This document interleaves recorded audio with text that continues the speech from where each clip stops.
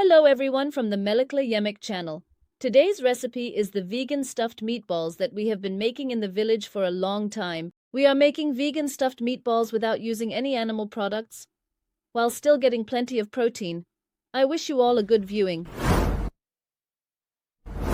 The main ingredient of our vegan stuffed meatballs is soybeans. We soak the soybeans overnight and by morning they swell normally like this. Then we wash them several times under the faucet. We make sure they are thoroughly clean.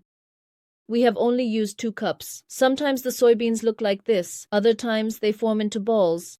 The soybeans we use in our village, which we produce ourselves, were in that ball shape. They are a bit smaller than chickpeas. After washing, we blend them thoroughly. There is no boiling involved in any way. We soak them raw and blend the softened soybeans.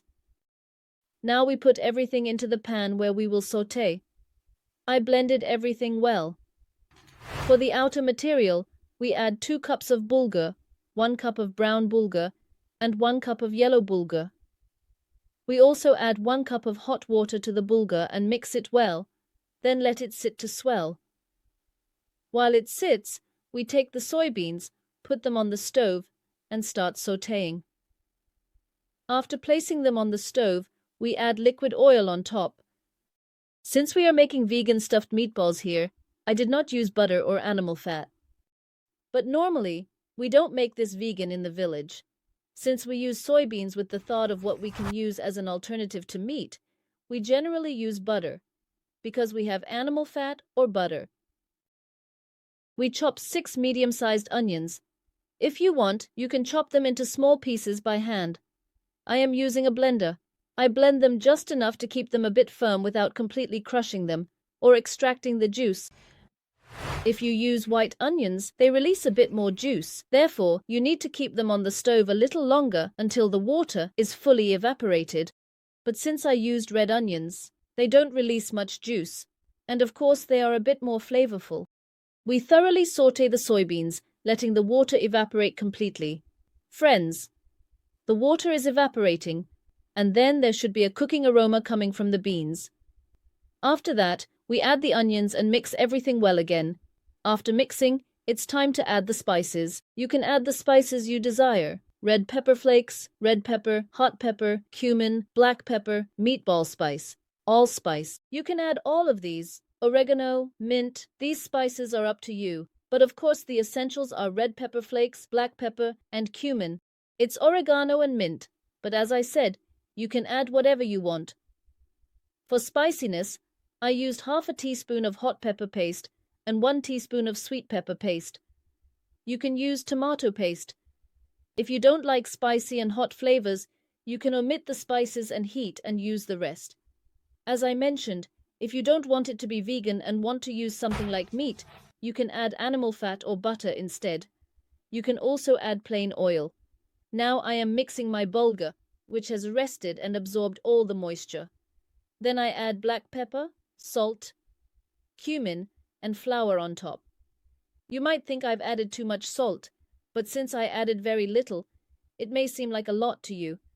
I added enough for 2 cups of bulgur, using 3 heaping tablespoons of flour. You can use either lentils or vermicelli here. It's up to you. Meanwhile, we keep stirring so that the soybeans don't stick to the bottom. Right now, my filling is starting to break apart in a very delicious way, and it has become just as tasty. Now, I also take some normal, cold water with me, meaning the water that comes from the tap. I add it gradually, while kneading. As I said, since we are trying to make it vegan, I am not adding eggs to the dough right now, but if you don't have a concern about making it vegan, you can add eggs. Now, I am also making the outer layer with paste. We prefer it to be more paste-like rather than completely white, so I am making it with paste and kneading it well. I use water drop by drop as needed. We don't use too much water. As we start kneading well, I check it from time to time. If our dough hasn't reached the right consistency, it falls apart when we try to roll it out. If the dough has reached the right consistency, we can start rolling it out. This is essential for making the meatballs, and the only way to prevent them from bursting or cracking is to knead your dough, meaning the filling ingredients, very well until it becomes dough-like. You need to thoroughly crush the bulgur. For meatballs, you need to extract the gluten inside. If the gluten in the bulgur hasn't been extracted, they won't stick together, and because they don't stick, there will be bursts, there will be cracks. That's why you need to knead it well. There is no other alternative. If you have a blender, you can use that as well. If you have a raw meatball machine, you can use that too. You can use a meat grinder. You can use a dough kneading machine. I have a raw meatball kneading machine. When there is a lot to make, if my arm is going to hurt a lot, then I use those. But since this is only 2 cups of bulgur, you can do it by hand. And now I'm getting some water, and it has reached the exact consistency I wanted. As you can see, there are no cracks even at the edges. Now I am rolling these out like this.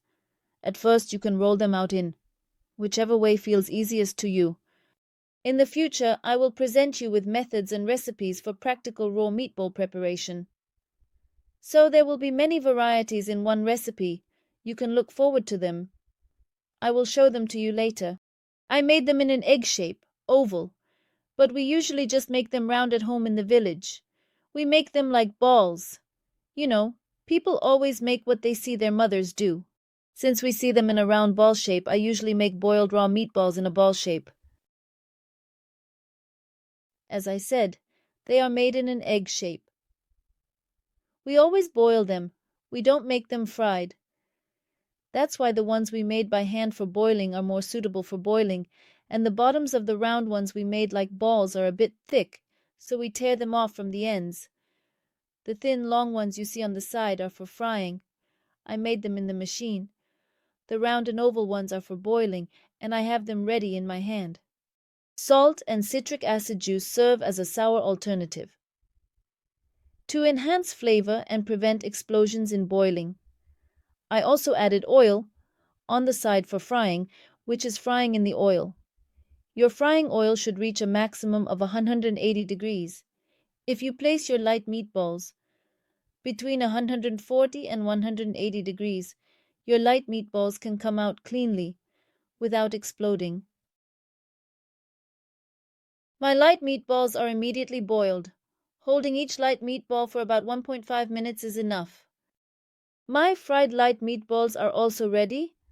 Now I will show you the inside. As I mentioned, this is a vegan light meatball, but it has nothing to do with veganism.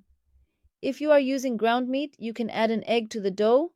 Instead of liquid oil, you can use lard, internal fat, or butter as the fat in the filling. Of course, you can use olive oil. I am dipping it in yogurt next to me. We enjoy this with pickled cucumbers. Friends, this is my boiled stuffed meatball. It is really as delicious as it can be thin when made by hand. The one made in a machine can also be as thin as possible. Thank you for watching me. See you in the next recipes. Goodbye. Bye-bye.